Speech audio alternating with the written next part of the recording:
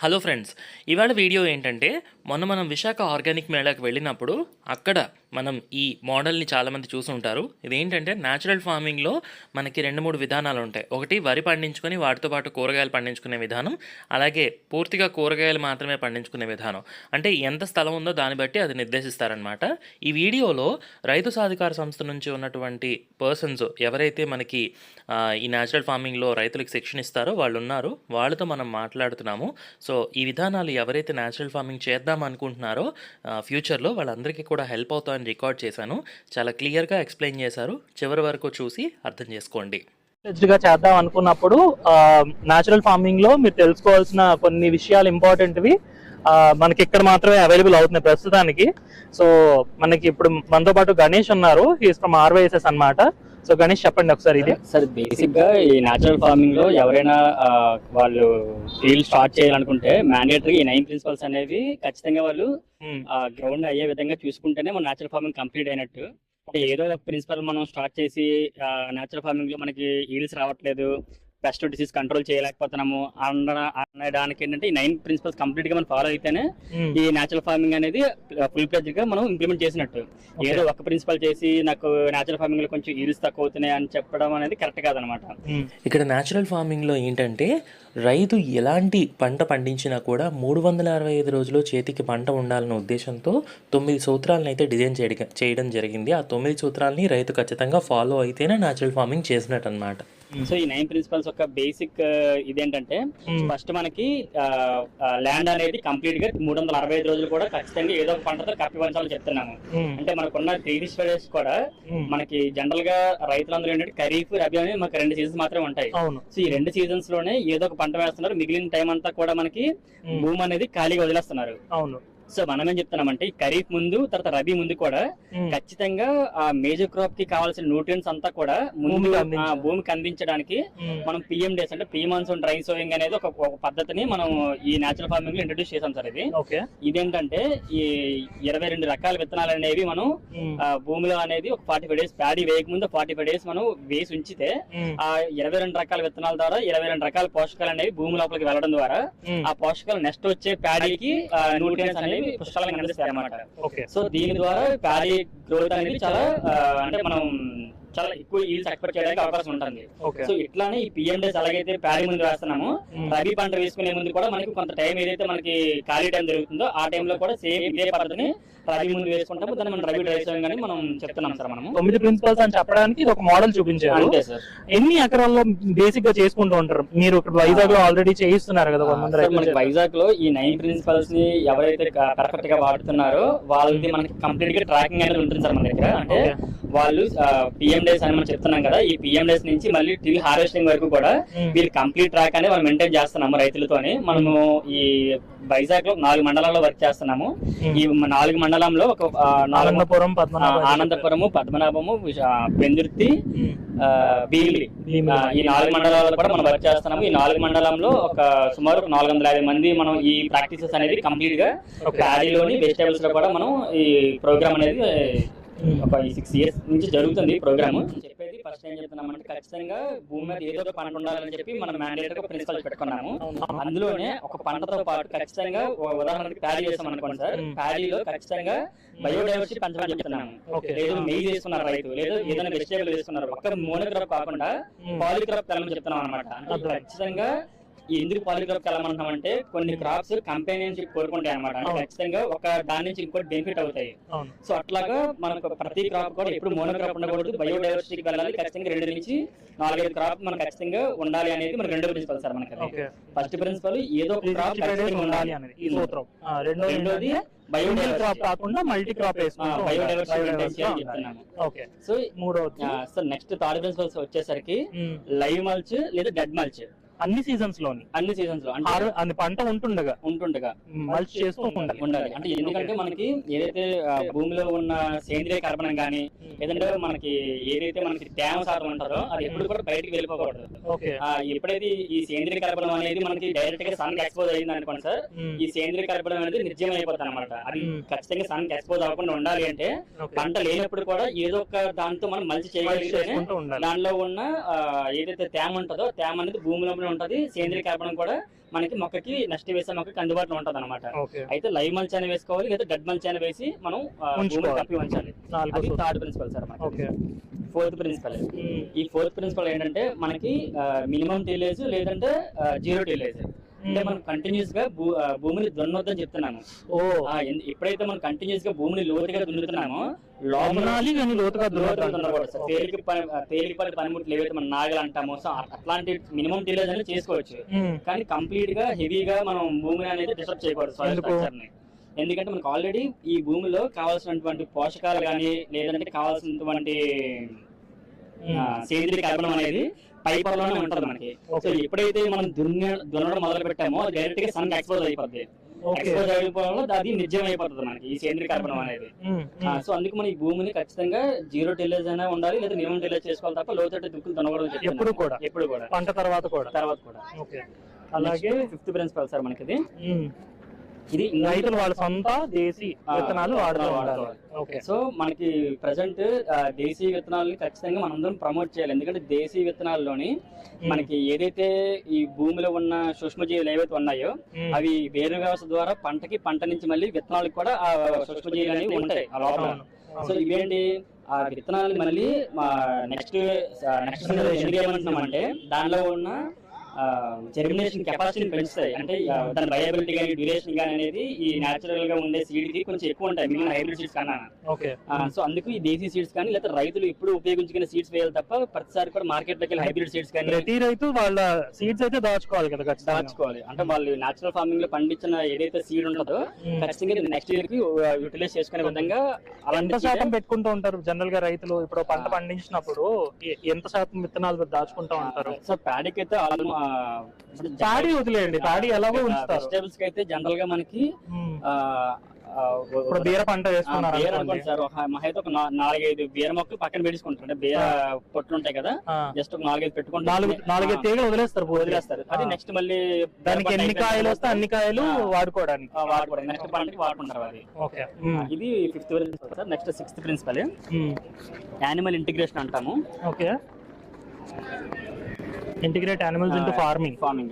So ఇదేంటంటే so మనకి ఈ న్యాచురల్ ఫార్మింగ్ అంటేనే కౌ బేస్ మీద మనకి మొత్తం కూడా ఈ ఫార్మింగ్ అనేది మనకి బేస్ అయి ఉంది. సో ఆవులతో పాటు మనకి ఇంటిగ్రేటెడ్ గా గోట్స్ గానీ లేదంటే హెన్స్ గానీ ఇవన్నీ కూడా అగ్రికల్చర్ లో మనం ఖచ్చితంగా ఇంక్లూడ్ చేయాలని చెప్తున్నాం మనము.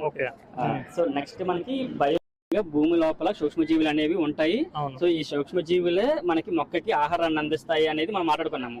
సో ఈ సూక్ష్మజీవులు అనేవి ఎప్పుడు కూడా సన్ ఎక్స్పోజ్ అవ్వకూడదని కూడా మాట్లాడుకున్నాము. సో ఈ బయోస్టిమ్యులెంట్స్ ఎందుకు పనికొస్తాయి అంటే మనం ఈ ఘన అంటున్నాము, ద్రవజీవామృతం అంటున్నాము, ఇవి దేనికి ఉపయోగపడతాయి అంటే సాయిల్ లో ఉన్న మైక్రో ఆర్గానిజమ్స్ ఏవైతే ఉన్నాయో వాటిని స్టిమ్యులేట్ చేస్తాయి.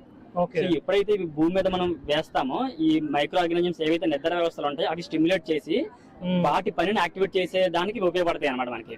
అవి ఎప్పుడైతే యాక్టివేట్ అవుతాయో దానికి ఏదైతే మనకి పోషకాలు కానీ లేదంటే వాటర్ కానీ ఇదంతా కూడా మళ్ళీ తిరిగి మొక్కకి అందించే ప్రయత్నం చేస్తుంది అనమాట ఈ మైక్రో ఆర్గానిజం. ఇవి ఏ టైంలో యూజ్ చేసుకుంటూ ఉంటారు? ఎప్పుడు అవసరం అయితే ఏ టైంలో కావాలంటే ఆ టైంలో యూజ్ చేసుకుంటాం. అంటే జస్ట్ మనకి సాయిల్ లో ఉన్న మైక్రో ఆర్గానిజం ఇందులో బయో ఫెర్టిలైజర్స్ లేవు కదండి, అంటే ఇప్పుడు ఏవో మరి బయట ఏవో వస్తున్నాయి, ఇవన్నీ గో ఆధారితంగా ఉండేవి. Next point. So next 8th principle sir ఇది. సో ఇదేంటంటే pest management, best agronomical pest managements. అంటే మనము ఈ చీడపీడలు అనేవి ఎప్పుడు వస్తాయంటే సో పంట వేసిన తర్వాత ఒక 30-40 డేస్ కి మనకి చీడపీడలు అనేది మనం జనరల్ గా అబ్జర్వ్ చేస్తాము. సో దానికన్నా ముందు కూడా మనం ఈ చీడపీడలను కంట్రోల్ చేయడానికి కొన్ని పద్ధతులు ఉన్నాయి మన దాంట్లోనే. అంటే ఈ ఎల్లో స్టిక్కీ ప్లేట్స్ పట్టడం కానీ లేదా ఫెరమోన్ ట్రాప్స్ పట్టడం కానీ లేదంటే కొంతవరకు ఇంటర్ క్రాప్స్ వేసుకోవడం, వాటర్ క్రాప్స్ వేసుకోవడం వల్ల మనం ఈ పెస్ట్ డిసీజ్ కొంతవరకు కంట్రోల్ చేసుకోగలుగుతాము. సో అవి చేయలేని పక్షంలో అది అటాక్ మనకి జరిగింది అంటే మనకంటూ ఈ పెస్ట్ కంట్రోల్ చేయడానికి కషాయాలు, ద్రావణాలు మన దగ్గర ఉంటాయి సార్. ఇవి యూజ్ చేయడం వల్ల మనకి ఏదైతే బయట నుంచి పెస్ట్ అటాక్ కానీ ఫంగల్ అటాక్స్ కానీ బ్యాక్టీరియల్ అటాక్ కానీ వస్తే దానికి కంట్రోల్ మెజర్స్ గా మనం రికమెండ్ చేస్తున్నాం సార్. ఇవి మామూలుగా ఏ రైతుకి ఆ రైతు చేసుకుంటారా లేకపోతే ఆర్వైసెస్ ప్రొవైడ్ చేస్తూ ఉంటారు? అంటే ఇవన్నీ కూడా రైతు తన సొంతంగా వాళ్ళ పొలాల్లోనే చేసుకోవడానికి అవకాశం ఉంది. మన స్టాఫ్ అంటే మనకి ప్రతి జిల్లాలో ప్రతి గ్రామాల్లో కూడా మన స్టాఫ్ ఇవి రైతులకి నేర్పించే కార్యక్రమం జరుగుతున్నాయి సార్ మనకి పాస్ట్ ఒక 6 years నుంచి. ఓకే. సో ఇప్పుడు ఈ ఇయర్ నుంచి ఏం జరుగుతుందంటే BRCs అని బయో రిసోర్స్ సెంటర్స్ అని చెప్పి కొన్ని షాప్స్ అనేవి ఎస్టాబ్లిష్ చేస్తున్నారు. చూసాను, న్యూస్ చూసాను. ఇది పంచాయతీ లెవెల్లో, తర్వాత గ్రామ స్థాయిలో కూడా ఈ బయో రిసోర్స్ సెంటర్స్ అనేవి రైతులకి ఈ ఇన్పుట్స్ అని మరి కాస్త వేగవంతంగా వాళ్ళకి అందించే విధంగా ఉండే విధంగా మనకి ఈ BRCs అనేవి ఎస్టాబ్లిష్ చేస్తున్నారు. సో దీని వైజాగ్ లో ఎక్కడ ఉన్నాయి స్టాల్స్ ఇవి? సార్ మనకి వైజాగ్ వచ్చేసరికి పొట్నూరు రోడ్ ఉంది సార్ మనకి. పొట్నూరు పొట్నూరు అంటే పద్మనాభం దాటిన తర్వాత సార్. పొట్నూరులో మనకి ఒకటి అవైలబుల్ ఉంది, తర్లువారులో ఒకటి అవైలబుల్ ఉంది మనకి. ఉన్నాయి సార్. అంటే వైజాగ్ లో గొరపిల్లిలో ఒకటి ఉంది. ఇన్ఫర్మేషన్ మాకు ఇస్తారు కదా? ఇస్తాను. షూర్. సో కానీ పెస్టిసైడ్స్ కానీ ఏది యూటిలైజ్ చేయకూడదు, అంటే యూజ్ చేయకూడదు. ఎందుకు యూజ్ చేయకూడదు అంటున్నామంటే మనం ఆల్రెడీ మాట్లాడుకున్నాము, మైక్రో ఆర్గానిజమ్స్ అనేవి భూమి లోపల ఉంటాయి. ఎప్పుడైతే ఇవి డైరెక్ట్ గా మైక్రో ఆర్గానిజమ్స్ కి మనం ఇవి యూజ్ చేస్తామో అవి ఇనాక్టివ్ అయిపోతాయి. ఇనాక్టివ్ అయిపోవడం వల్ల ఈ మొక్కకు కావాల్సిన పోషకాలన్నీ కూడా ఇవి సప్లై చేయడం మానేస్తాయి అనమాట. సో అందుకు ఖచ్చితంగా ఇవి మనం అవాయిడ్ చేయమని చెప్తున్నాము. సో ఈ 9 ప్రిన్సిపల్స్ ని ఖచ్చితంగా మనం ఏది మిస్ చేయకుండా ఫాలో చేస్తేనే న్యాచురల్ ఫార్మింగ్ మనం చేసినట్టుగా ఆ రైతుని గుర్తిస్తాం అనమాట. ఇప్పుడు మా దగ్గర ఉన్న రైతులందరూ కూడా ఈ 9 ప్రిన్సిపల్స్ పాటించే విధంగానే మా స్టాఫ్ గానీ మా సిస్టమ్ అంతా కూడా వర్క్ చేస్తుంది సార్. సో ఇందులోనే ఒక చిన్న డెమో లాగా ఈ 2 ప్లాట్స్ మనం పెట్టుకున్నాం సార్ ఇక్కడ. సో ఇందులో ఫస్ట్ మనకి ప్యాడీ చూసుకుంటే ప్యాడీ, తర్వాత మనకి పక్కన వెజిటబుల్స్ కనబడుతున్నాయి. సో ఈ 9 ప్రిన్సిపల్స్ కి ఒక డెమో ప్లాట్ పద్ధతిగా ఈ ఏ గ్రేడ్ మోడల్ అనేది మనం డిజైన్ చేసుకున్నాం. జనరల్ గా ఇలాగే వేసుకుంటారా మధ్యలో వరి, చుట్టుపక్కల అంతా కూడా కూరగాయలు ఇలాగే? ఇక్కడ వచ్చేసరికి ఈ ఏ గ్రేడ్ మోడల్ ఒక ప్రత్యేకత ఏంటంటే, సో మనము ఈ ప్రోగ్రామ్ ద్వారా ఏం రికమెండ్ చేస్తున్నామంటే రైతులు ఎప్పుడు కూడా వాళ్ళకున్న మొత్తం భూమిలో కనీసం ఒక 20% భూమి వెజిటేబుల్స్ మీద, ఫ్రూట్ క్రాప్స్ మీద కేటాయించుకోమని చెప్తున్నాము. మిగిలిన 80% కూడా ఫీల్డ్ క్రాప్స్ ఏవైతే వాళ్ళు వరి వేసుకున్నారా, మొక్కజొన్న వేసుకున్న ఏవైనా వాళ్ళు మేజర్ గా వేసుకోమంటున్నాము. కానీ 20% ల్యాండ్ మాత్రం వాళ్ళు హోమ్ పర్పస్ మీద, తర్వాత వాళ్ళ ఇంటికి సరిపడాగా తినడానికి కంటిన్యూస్ గా వాళ్ళు బయట నుంచి కొనుక్కోకుండా ఇంటికి కూరగాయలు కానీ, ఆకుకూరలు కానీ, ఫ్రూట్ క్రాప్స్ కానీ, ప్లాంటేషన్ ట్రీస్ కానీ ఇవన్నీ కూడా బన్స్ మీద వేసుకోమని చెప్తున్నాం సార్ మనం. అంటే ఇప్పుడు మనం 9 సూత్రాలు పాటించే వాటిలో ఏ గ్రేడ్ మోడల్ ఒకటి, అదొక మోడల్, 2 మోడల్. ఇందులో ఈ మోడల్ లోని మీరు చుట్టుపక్కల అంతా కూడా 20% వరకు కూరగాయలు, పళ్ళు రైతుకు కావాల్సిన వేసుకుంటారు. ఇందులో బయటకు కూడా రైతులు అమ్మడానికి అవకాశం ఉంటుంది సార్. కానీ ప్రిఫరబుల్లీ వాళ్ళకి సఫిషియెంట్ గా సరిపోతుంది సార్. ఇది ఎంత మంది కుటుంబానికి అంటే ఒక ఫ్యామిలీకి అంటే ఇది ఒక 1 acre తీసుకుంటే సార్ మనం ఎకరంలో మన బన్స్ ఎక్స్టెండ్ చేసుకుంటే 20 cents వస్తుంది మనకి. ఆ 20 cents ఒక ఫ్యామిలీకి సఫిషియెంట్ గా సరిపోతుంది సార్ మనకి. నా క్వశ్చన్ ఏంటంటే ఒకవేళ రైతు 1 ఎకరానికి చెప్పారు కదా, ప్రతి ఎకరానికి ఇలా మోడల్ పెట్టుకుంటారు, లేకపోతే 4-5 ఎకరాలు ఉంటే మొత్తం ల్యాండ్ ని ఇలా డివైడ్ చేస్తాం? మనకి ఒక పీస్ ఆఫ్ ల్యాండ్ ఉంటే, అంటే ఉదాహరణకు 10 cents ఉన్నా మనం ఈ మోడల్ చేసుకోవచ్చు. అంటే బండ్ అనేది ఎక్స్టెండ్ చేసుకుంటే ఈ మోడల్ మనం ఇంప్లిమెంట్ చేసుకోవడానికి అవకాశం ఉంటుంది. సో దీని ద్వారా వాళ్ళకి తక్కువ ప్లేస్ ఉన్నా సరే అటు ప్యాడీ కవర్ అవుతుంది, అటు వాళ్ళకి నిత్యావసరం సరుకులు ఏవైతే ఇంటికి అవసరం అవుతాయో అవి కూడా మనకి రెగ్యులర్ గా, అంటే 25 days నుంచి మనకి హార్వెస్టింగ్స్ అనేవి స్టార్ట్ అవుతాయి సార్. ఇందులోనే లీఫీ వెజిటేబుల్స్ ఉంటాయి, క్రేపర్స్ ఉంటాయి, ట్యూబర్స్ ఉంటాయి, ఫ్రూట్ క్రాప్స్ ఉంటాయి. అంటే స్టార్టింగ్ 20 days నుంచి ఇది ప్యాడీ మనకి ఇంచుమించుగా 4 months క్రాప్ సార్. అంటే 120 to 130 days డ్యూరేషన్ క్రాప్. ఆ డ్యూరేషన్ ఉన్నంత వరకు కూడా కంటిన్యూస్ గా ఏదో క్రాప్ మనం తీస్తూనే ఉండొచ్చు ఇంటి పర్పస్ మీద. సో దానికోసం ఈ మోడల్ డిజైన్ చేశారు సార్ ఇందులో. ఇప్పుడు ఇది ఏ గ్రేడ్ మోడల్? ఇది ఏ గ్రేడ్ మోడల్. అది ఇంకొక మోడల్. ఇందులోనే ఏంటి దీనికి ఇప్పుడు ఈ మోడల్ ఏమంటారు సార్? దీన్ని మనం ATM మోడల్ అంటాం సార్. ATM model. దీనికి దానికి డిఫరెన్స్ చెప్పండి ఫస్ట్. సార్ ఇదేంటంటే ఇందులో నంబర్ ఆఫ్ బయోడైవర్సిటీ ఎక్కువ ఉంటది అనమాట. సో ఇందులో ఏంటంటే మేజర్ గా మనం ఏదైతే మేజర్ క్రాప్ వేసుకుంటామో అందులో 20% ఆఫ్ ల్యాండ్ మాత్రమే మనం యూటిలైజ్ చేస్తాం.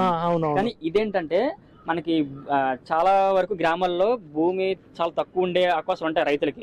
10 cents 20 cents అంతకన్నా ఎక్కువ లేని రైతులు ఇందులో వరి కాదు సార్. ఇది వెజిటబుల్ మోడల్. ఎవరైతే వెజిటేబుల్స్ వెళ్దాం అనుకుంటున్నారో వీళ్ళు బయోడైవర్సిటీ పెంచడానికి ఈ మోడల్ డిజైన్ చేశాము. సో ఇందులో ఏంటంటే అంటే మనకి ఇంటి దగ్గర పెరట తోటలు ఉంటాయి, లేదంటే ఇంకొంచెం ఒక 10 సెంట్లు 20 సెంట్లు 30 సెంట్లు 50 సెంట్లు ఉన్న రైతులు ఎవరికైనా ఈ మోడల్ మనం రికమెండ్ చేస్తున్నాము. సో ఇందులో కూడా మనకి డే 20 నుంచి డే 365 వరకు, అంటే కంప్లీట్ గా 1 year కి సరిపడగా ప్లాంట్స్ అనేవి ఏవైతే ఉన్నాయో అవన్నీ కూడా సిస్టమేటిక్ గా మన ఇందులో పెట్టడం జరిగింది. అంటే మనకి సన్లైట్ ప్రతి మొక్కకి నిర్దిష్టమైన ఒక సన్లైట్ అవసరం అవుతుంది. సో దాన్ని బేస్ చేసుకొని ఈ మోడల్ డిజైన్ చేయడం జరిగింది. అంటే లీఫీ వెజిటేబుల్స్ కి చాలా తక్కువ సన్లైట్ కావాలి. ఇప్పుడు నా క్వశ్చన్ అదే, ఇప్పుడు ఎడ్జెస్ లో మనం ఎండింగ్స్ లో అంతా కూడా పళ్ళ మొక్కలు అని చెప్పారు మీరు నాకు. అవును సార్. సో అలా పళ్ళ మొక్కలు వేసుకున్నప్పుడు వాటి పక్కనే ఉండే వాటికి లైటింగ్ తక్కువ రావడం, నీడ ఎక్కువ రావడం ఉంటుంది కదా, అలాంటప్పుడు ఎలాంటివి సజెస్ట్ చేస్తారు, ఎలాంటి మనము మార్పులు చేస్తారు? ప్లాంటేషన్ క్రాప్స్ ఎప్పుడు కూడా బన్స్ కి చివరిలో మనం రికమెండ్ చేస్తున్నాం సార్. అంటే ఉదాహరణకి ఫ్రూట్ క్రాప్స్ కానీ ప్లాంటేషన్ క్రాప్స్ కానీ బన్స్ కి చివరిలో మనం సజెస్ట్ చేస్తున్నాము. అవును, వెజిటేబుల్స్ తర్వాత లీఫీ వెజిటేబుల్స్ జాతులు కూడా ఈ చివర్లోనే కదా ఉండేది. చివరిలోనే పెడుతున్నాం సార్ మనం. ఓన్లీ వెజిటేబుల్స్ లీఫీ వెజిటేబుల్స్ మాత్రమే మనం మధ్యలో పెట్టుకుంటున్నాము. ఓకే. ఇది కూడా మళ్ళీ ఏంటి, ఈ వెజిటేబుల్స్ ఫ్యామిలీస్ ఉంటుంది, అంటే మాల్వేసి సొలనేసి అని చెప్పేసి దేనికి కాంపిటీషన్ లేకుండా ముందు లీఫీ వెజిటేబుల్స్, తర్వాత క్రేపర్స్, తర్వాత ట్యూబర్స్, తర్వాత వెజిటేబుల్స్, అలాగే ఒక 4 క్రాప్స్ అన్ని కూడా మనకి మధ్యలో ఉంటాయి. ఫ్రూట్ క్రాప్స్, క్రేపర్స్ మాత్రమే మనం ఈ బోర్డర్ లో పెట్టుకుంటున్నాం సార్ మనం. సో దీని వల్ల ఈ ఏవైతే మన ప్లాంటేషన్ క్రాప్స్ కొంత స్టేజ్ వస్తాయో ఈ క్రేపర్స్ అనేవి ప్లాంటేషన్ క్రాప్స్ కి పాకేస్తాయి, సపోర్టింగ్ ఉంటాయి అవి. అది సార్. బాగుంది. ప్లాన్ చేసుకునే వాళ్ళు ఏటీఎం మోడల్ ఎవరైతే ప్లాన్ చేసుకుంటున్నారో తక్కువ ఎక్స్టెంట్ ఉందో వాళ్ళు మాత్రం 100% చిన్న ప్లేసెస్ ఉన్న వాళ్ళకి ఇది సజెస్ట్ చేస్తారు. సజెస్ట్ చేస్తాం సార్. అంటే ఇది మాకు ఎంట్రీ పాయింట్ అనమాట. రైతు ఈజీగా చేసుకోగలిగే మోడల్ ఇది. సో వాళ్ళు డేట్ 10-15 డేస్ నుంచే మనకి దీని నుంచి ఈల్స్ అనేవి తీసుకోవడానికి అవకాశం ఉంటుంది మరి తొందరగా.